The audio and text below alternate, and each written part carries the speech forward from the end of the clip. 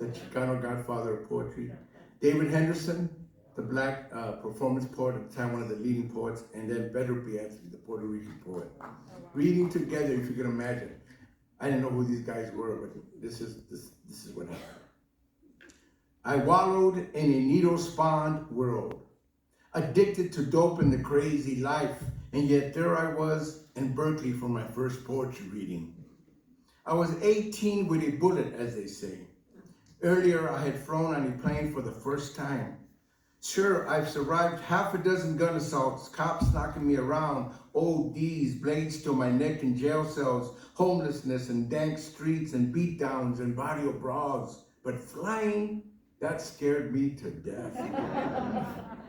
I sat there in a crowded cafe not knowing what to expect. Poetry? I never heard this before. Oh, I had written lines, vignettes, images, fears, thoughts. I didn't know they were poems. I had no idea what a poem was.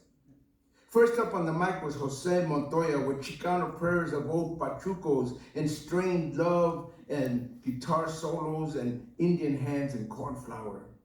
Then David Henderson took the stage, gleaming black urban streets, racist stares, Black Panther fury, and Southern cooking.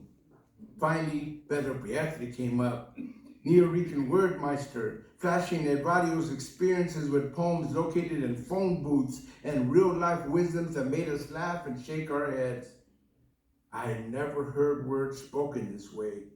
More music than talk, more fevered shapes than sentences, more Che and Malcolm than Shakespeare.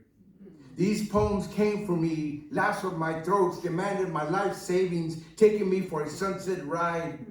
These poems were graffiti scrawls along the alleys and trash-strewn tunnels of my body, the metaphoric methadone for the heroin hurling through my bloodstream, the lifeline I already had inside and didn't know.